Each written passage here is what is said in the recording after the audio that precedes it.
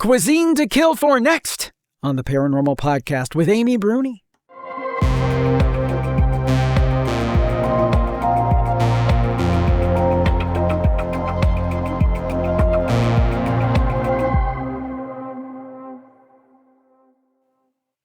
Welcome to the Paranormal Podcast. I am Jim Harold, and I am so glad to be with you again and very excited about this. Now, we're recording this a little early, but by the time you see this book will be out now. One of my favorite things, in addition to the paranormal and paranormal podcasting, is food. Can't you tell? And there's a great cookbook out now in July, and it's called Cuisine to Kill For, recipes and true crime stories from the world's most haunted places. And yes, you see it right on the screen. Our guest today is Amy Bruni, and we're so glad to have her back on the show. She's a paranormal investigator, author, TV personality, podcaster, and executive producer with more than 2 decades of experience. Co-host and executive producer of the Travel Channel hit Kindred Spirits, she appeared in over 115 episodes of Ghost Hunters and hosts the true crime podcast Haunted Road. She's founder of Strange Escapes and the USA Today best-selling author of Life with the Afterlife. Her debut cookbook, Food to Die For, which we did an interview on as well, earned a devoted global following and directly inspired reader demand for this book. Again, Cuisine to Kill For, recipes and true crime stories from the world's most haunted places. Amy Bruni, welcome back to the show. Thank you for joining us today. Hey, thanks for having me. It's good to see you. Well, good to see you. Good to see you again. So yeah, tell us about the success of this first book, because obviously, we did an interview for it and I said, this is an interesting way to go. And it was a beautiful book. But tell us, it really was a big hit, wasn't it? Yeah, it was one of those things where, and I'm sure you understand this, I'm always trying to keep the paranormal my career in some way, shape, or form. So I'm always trying to think outside the box. What can I do that's different? What can I do that hasn't been done before? What can I do that I love and keeps me interested, And I love storytelling, history, and I love cooking. And so for me, I was like, what if I just made a cookbook based on, haunted locations and recipes associated with them? And famously, I was inspired by Lizzie Borden's meatloaf recipe. The Fall River Historical Society posted a recipe card of her meatloaf recipe. And I was like, will people actually eat that? And turns out they will. A lot of people will. and it just really resonated with people. It was something different, and it's been so fun. And so it was just, immediately we started working on a follow-up, which became Cuisine to Kill For. So in doing Cuisine to Kill, this follow-up book, what was the criteria for a place to be selected? How did you find them? How did you research them? And how did you pick the ones you picked? Well, one of the things that I really enjoy is true crime. I feel like sometimes the paranormal and true crime go hand in hand, just because we end up in a lot of locations where terrible things have happened or they have a really bloody history. And so the criteria for this book was I wanted to go to locations and feature locations that had hauntings that were associated with a true crime of some sort. And so and also the first book was domestic, so it was all US-based locations. And this one, because Food to Die For had so many international fans, this one I wanted to make sure we also went international. So Cuisine to Kill For has 60 recipes, but half of them are international locations. And so that was kind of the criteria.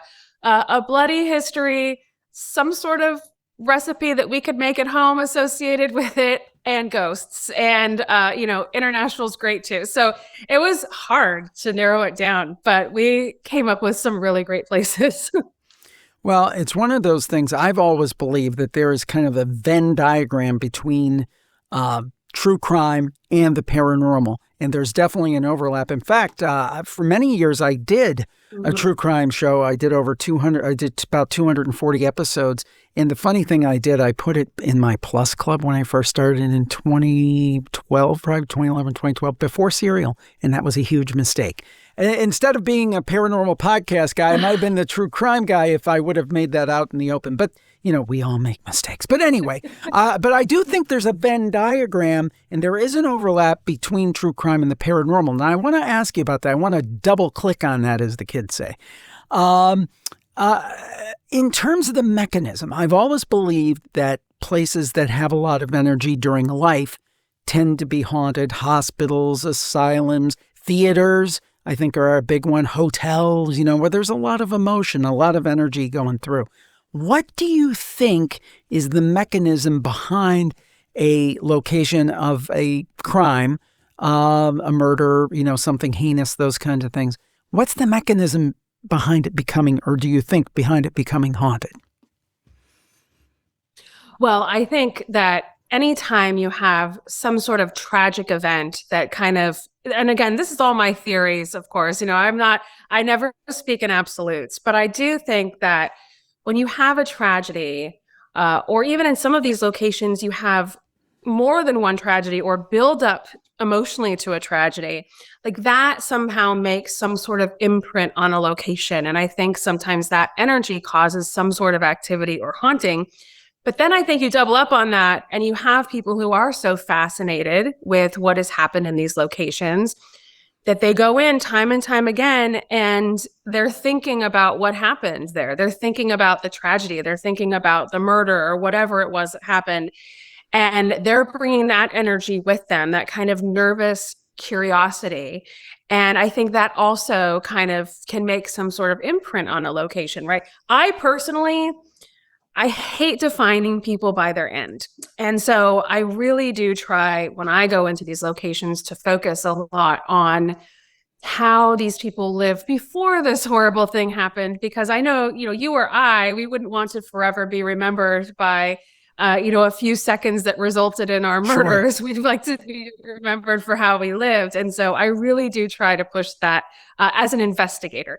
Now, as an author, obviously, I have to cover that stuff pretty extensively.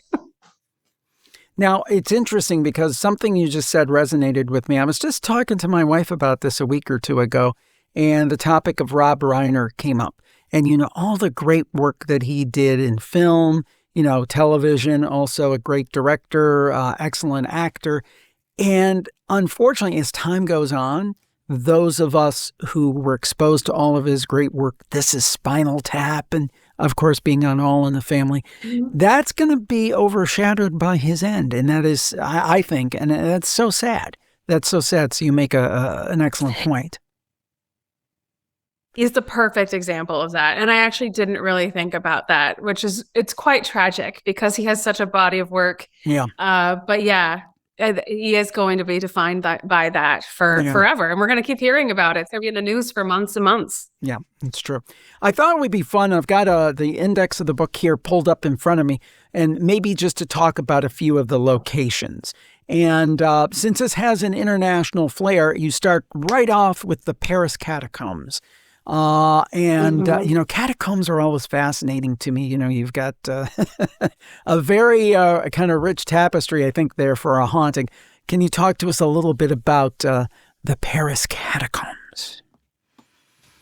Yeah, so I actually went there a couple summers ago. And so first of all, I have severe claustrophobia, and I also hate being underground. But I had to put all of that aside. I think I chugged a glass of champagne or something on the sidewalk of Paris. And I was like, here we go. and made my way down I brought my daughter with me, and it was part of a Strange Escapes excursion. So I could not, wuss out. There were people counting on me. And so it's overwhelming to go down there. It's so, I don't think people understand just how deep into the city these catacombs are and how far they stretch and the heavy feeling down there. And everyone gets down there and no one is horsing around or laughing. You're literally surrounded by human remains. It's that is your hallway, is human remains on all sides. And it's really humbling because it kind of puts into perspective how you're just one person. Yeah, I was thinking the same thing. Yeah. And it's very heavy. And I just, there's obviously been so many paranormal stories that have come out of there, which makes perfect sense. If you're a living person and there's any bit of you left and you realize that you've been tossed into the ground with millions of other people and that is where you lie forever, like I could see a spirit being like, whoa, this is not what I envisioned for myself in death, And so, yeah, it's a very powerful place. And I recommend if anybody has, and if they're in Paris, like it is a must do for sure. And I would go back. But I did I was like, is this over yet? I kept saying, is this over yet? Like, are we there yet? Are we done? And we were not done. In fact, it is it's a very long walk. Yeah, and I agree. I was thinking the same thing. It would have to be very humbling. And this idea of that, it just kind of reminds you of how small each one of us are individual, and we're just one little piece of the larger collective. And yeah, I mean, did anybody in her life think, oh, I'm going to become part of the wall? I'm part of the interior decorating. I just. And that's if you're lucky. That's if you're lucky. Otherwise, you're just piled back behind it in stacks. Yeah. If you're made into a beautiful design, at least you're one of like the hearts or something. But yeah. And then they have a real problem with people trying to steal bones. Like when you leave, they go through your bags. That's just because terrible. People take them. That's totally it's disrespectful. awful. I do not get it. Mm-mm. I do want to ask you a little bit about the food part. Now, are there, in doing the previous book or this book, are there any recipes or new types of food that you've been exposed to as like, oh, I didn't know that I would like that so much, or something that really kind of caught your fancy, like, ooh, this is a new culinary experience? There are so many, actually, because a lot of these were international foods that I would never look at and be like, I'm going to make that, and it was definitely like out of my cooking and my palate comfort zone. And there were a few that really surprised me, like, and some even domestically speaking. So, for example, there's chestnut soup, and I'm trying to remember where it's from, but it's a chestnut soup. The Red Inn in France. The Red, I'm just looking at it right now. The Red Inn in France, yeah.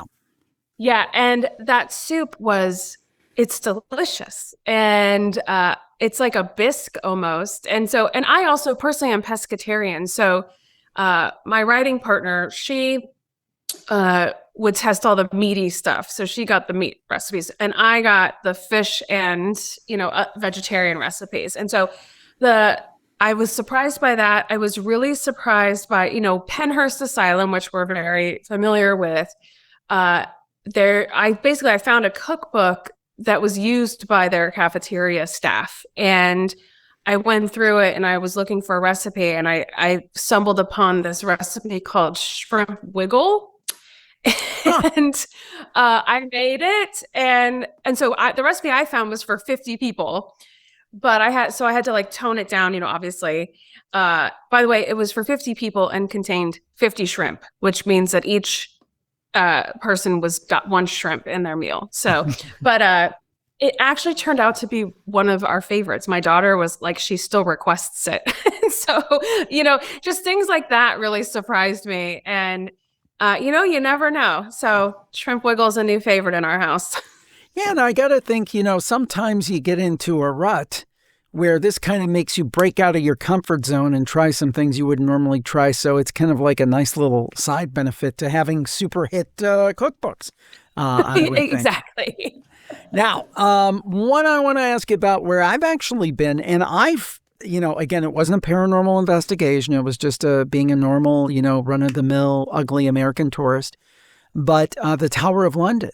And you go in there and you realize people were held captive here. You see the carvings on the wall where people have carved messages and things. And I just felt an energy there. I mean, maybe it was psychological, but to me, you could feel it. Talk to us about the Tower in London and the associated recipe there. Yeah, so that is a pauper's bread, which obviously makes sense because I think a lot of people were held there for a very long time and were given not the best in I guess, dietary staples, and bread was a big one back then. And so, and the Tower of London, the history there is so interesting. I've also been there as a cheesy American tourist and, made sure I posed next to the horses and looked at all the ravens. But I don't think people, when they go there, realize like all of the executions that took place there. The fact that there were like actual, royal children held captive there for many years, and people don't even know what happened to them. And that, that the caretakers regularly say, like, when the tourists leave, there are so many ghosts there. They see apparitions. They hear people crying out. It feels, when you're walking around there, you can't help but wonder, like, what would it be like to be here by myself? I would love to have that opportunity one day. But yeah, it's an amazing haunting. And I love that it's one of the places I think is very accessible to us, just as travelers. But if you can't make it to London, you can make yourself some pauper's bread and you can live like a prisoner in the Tower of London for a night.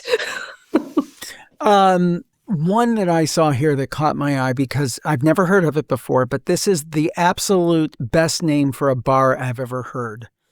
It's called The Horse You Came In On Saloon in Baltimore, Maryland. Yeah. And the other reason is I love eggnog. I love eggnog. Yes. I mean, from like November through December, I'm like, give me some more eggnog. So talk to us about, and I love that name, and most people I think will get the reference. The Horse You Came on Saloon. Talk to us about that place and the eggnog. Yeah, so it's a good thing you like eggnog because so did Edgar Allan Poe, it turns out. And great minds think alike. He probably liked it a little too much, is the rumor. And so that is a really cool place that we can obviously go to. I'm actually going there in September, so I'm excited to go see it in person because I had not been there in person. And it's one of the oldest watering holes in the United States. A lot of hauntings have taken place there. Some people believe it was the last place Poe went to, or one of the last places that he went to. But yeah, he famously loved eggnog, and this eggnog recipe is very boozy and very delicious. So, if you want to, live like Edgar Allan Poe for a moment and drink the eggnog he drank, go for it. Probably just don't have as much as he did, just for safety reasons. Now, there is an odd place that listed on here that I'm very familiar with, although I've never been there during my 20 plus years of paranormal podcasting. I need to go, and it's not that far away. It is the Trans-Allegheny Lunatic Asylum in Weston, West Virginia. And the reason I know it is because it used to be the West Virginia State Hospital, where people who had mental issues and so forth were kept in the 70s and 80s. And my family was from West Virginia. I was born and raised up in Ohio here. But we would travel every year to see my grandparents. And we drove through Weston, which was about 35 miles from where they left. And they would always make the joke, they call me Jimmy. We're going to drop Jimmy off here, in a much less politically correct day. So I was very familiar with this place, and then I found, oh my God, it's haunted and everything. I mean, what kind of recipe could you get from, an asylum? You wouldn't associate good food with an asylum, but maybe we're wrong here. Well, the nice thing about, some of these asylums and hospitals, there were actually a lot of volunteer groups that would work and visit these locations. And so in this case, there was a women's club in West Virginia that would regularly go, especially during holidays and whatnot, and they would volunteer their time to assist, and they would bring meals that were probably much better than what was being served in the cafeteria. Some of them have, very hard recollections of what it was like there. Like some of them journaled about it after, and just kind of how the conditions were. And I think that was really what motivated them to keep going back. And so I found one of the women's groups there. I found their historic cookbook. And so I love when I go to an antique store or any like rummage sale or something, I obsessively look for old cookbooks. I love cooking old recipes. And I found one of their cookbooks, and in there, they talked about a cranberry bread that they made, or a cranberry cake, I should say. And I thought, I just imagined them bringing that as one of their dishes there because, and so I picked that one just to kind of pay homage to this group that worked so hard and volunteered and tried to do what they could to alleviate some of the suffering of some of the patients there. And then also make something that we could kind of enjoy at home. And so that's one of my favorite recipes in the book, actually. I could totally see that in the culture down there. I'll give you an example. When my mom passed, because my parents went back after retirement and lived down there for about 20 years. My dad's still with us. He's 90 years old, but my mom, unfortunately, passed, in 2013. But afterwards, and they do this for everybody, a bunch of group came together after the funeral and at a local facility cooked a meal for everyone and everything. And they do that for all the families who have somebody that passes. And just, and they knew my parents, obviously. They didn't know me that well. I would visit every once in a while. But everybody was so gracious and so kind. So I could totally see that fitting in with the culture. They're trying to help these poor folks who were at this place. One thing I'd like to point out about the food side of it, I'm guessing these historic recipes, you see that they're much less processed and very kind of simple ingredients. And, for example, I'm sure like in something like that, there's probably lard, and like very simple ingredients, which one way we associate, well, it's not healthy or whatever. But in some ways, I think a lot of these things were healthier because there wasn't, high fructose corn syrup or MSG or those kind of things. Did you find that the very simplicity of the and straightforwardness of the different ingredients? Well, definitely. And I would say, like you bring up lard, there were definitely a couple recipes that called for lard, and we notated that in the book that something called for lard originally, but we replaced it with butter or something, but It's there as an option if people still want to use lard, but it is like some of these, they're not necessarily simple because people took so much more time to cook back then. It was, half of their days sometimes, if not more, sometimes over multiple days. But the ingredients themselves, like you're saying, are less processed, more like whole foods types, that, meant to be like provide real sustenance. And so you definitely see that in these recipes, especially some of the older ones. I mean, there are some more modern ones that are not, that are a little more simplistic that way. But yeah, it is true. What they used is completely different than anything you and I would pick up. Like there's the recipe from Japan. I think is it Orion Bushi? I always mispronounce what it is, but that has so many ingredients, and a lot of them I had to order online, like from Amazon and whatnot. Sure. But it makes a large amount of very good, like a ramen, almost a soup, and lasts for many days. And so that's what else you'll notice is these are not recipes sometimes that are just for one night. They're meant to sustain you for multiple days. Well, I got to say, all this discussion of food is making me very, very hungry. Protein shake today. Yeah, exactly. This next one I want to talk to you about, and maybe if you could recap for people who are not familiar, because this is one of the most maniacal people I can think of, and one of the most ingenious, in a bad way, people I can think of. And we did multiple crime scene shows on this, and I interviewed, I believe it was Jeff Paget, his grandson, I believe. H.H. Holmes. Jeff Mudgett. I know exactly who you're talking about. Yeah, that's right. That's right. Mudgett. That's right. Not Paget, Mudgett. H.H. Holmes Murder Castle. Can you recap briefly for people who aren't familiar who H.H. Holmes was, what he did, and then talk to him about how in the world does he become a source for a recipe? Did he serve some delicious fare before doing away with his victims? So H.H. Holmes is arguably could be the first American serial killer, people say. I'm not sure that's entirely true, but he famously kind of went on this rampage in Chicago. He had built this inn. They called it the Murder Castle after the fact. But the idea was that he lured people in or lured guests in, and he would murder them and rob them. And it's a really interesting story when you dig into it. Like it has definitely been sensationalized over the years. But one of the more fascinating parts of it was people thought that a majority of his murders happened during the World's Fair that year, right?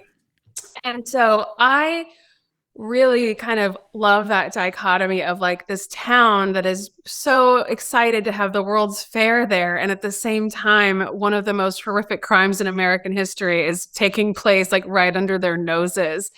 And so I featured an award-winning lemon toast recipe from the World's Fair that year. Oh, okay. As my recipe. Yeah. So it's become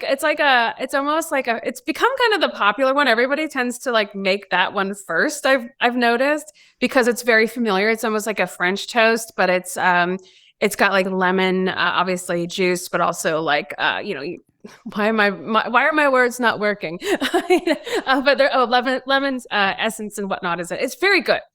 And so it's a really good starting point. But at the same time, you're thinking about, H.H. Holmes murdering people. Well, the wild thing about him, I mean, a couple of things. First of all, I think they were supposed to at one point make a movie about him. I think it was going to be Leonardo DiCaprio was going to play him, and what's his name? The great director was going to direct him. And I'm blanking. I can see his face. I can't remember. He did Casino and so many great movies. We both need to eat. Yeah. Clearly, we're so focused on food. Exactly. That's what it is. That's what it is. Scorsese. That's it. Anyway, the point is, I had heard that they were a movie had been optioned and they were talking about it and it never got made. And I was so disappointed because that would be such an interesting movie. And the thing about Holmes that fascinated me, and again, you got to hand it to the guy. Bad guy, terrible guy. Genius. What he did was he would make these rooms. He built this murder castle. And apparently he had different groups of people constructing it. So nobody could put together what he was doing. So, one crew would do this part of the house. One crew would do that. So one wasn't talking to the other. So he could construct this perfect murder castle. And nobody would know what he was doing. The other thing he would do is I believe he had chutes from the rooms. So he would essentially throw the person down the chute. And then I think he gassed people. I think he was able to gas people. And the other thing he would do is that after he murdered them, kind of like waste not, want not, he would sell their skeletons to medical schools. I mean, just a bad guy. And the thing about that is if you think about it, back then, people weren't carrying around their cell phones, right? Their iPhones. And there was no communication. The only communication you would have back home is writing letters. So somebody goes to the World's Fair to find their fame and fortune in Chicago. And all of a sudden, they come up missing. And nobody's none the wiser. Just Mildred went to Chicago and something happened to her. We don't know what happened. Never came home. Yeah, it's fascinating to me how long it took people to realize when someone was missing back then. Yeah. Because like you said, they would go away and then they wouldn't get word from them. They wouldn't get a letter or whatever. Like it could be weeks. It's a miracle they even solved murders back then. And and H.H. Holmes is one of those ones where there's so many stories have come out of that that can never be proven to this day. Like newspapers just started saying so much about him. And so what I also love those, obviously they tore down the castle. I say castle in quotation marks, but and there's now a post office there. And so these poor postal workers, they talk constantly about how things go on, especially in the basement. And, they have instances where chairs will stack on their own. They hear footsteps, they hear voices. And it's famously haunted. And I'm sure they don't sign up for that, when they decide to go work for the post office. And then suddenly they're like, oh, just so you know, this is the basement of the H.H. Holmes Murder Castle. So, but yeah, I would love to get in there to investigate. I have to tell a story on myself when I worked at a newspaper, and this must have been, what would have it been? It would have been late 90s. So I'm dating myself. But I had a little trick pulled on me. This is back when you would take paper messages, the little pink while you were out. Oh, yeah. So anyway, it was April 1st, and I got a message on my desk that I had a message from Myra. That was the first name, and the last name was Maines. So I dutifully called the number, and I said, hello, I'm returning a call. May I speak to Myra Maines? I said, excuse me? I said, yes, may I speak to Myra Maines? It's like, sir, you've reached the Cleveland Morgue. No. That just, with all the death talk, it reminded me of that. So I love that, though, that someone liked you enough to play that prank on you. That's a good one. I don't know if they like me or not, but they got me. They got me. I had to give it up to them. I'm like, you got me. So, I know, I mean, we've only scratched the surface, folks. If you love food, if you love the paranormal, if you're fascinated by true crime, I can't think of a better book than this one to get Cuisine to Kill For by Amy Bruni. Recipes and true crime stories from the world's most haunted places. But Amy, maybe give us, to close out, it might be one we've already covered, but one that might be a favorite of yours, one that you keep going back to for whatever reason. There's a couple, but probably my favorite recipe in the book is the baked scrod or cod from the Omni Parker House in Boston. And I have made that now for my family a number of times. And obviously the Omni Parker House is it's one of the oldest hotels in operation, like that's continuously operated in the United States. And at some point, John Wilkes Booth stayed there on his way to go assassinate President Abraham Lincoln. Wow.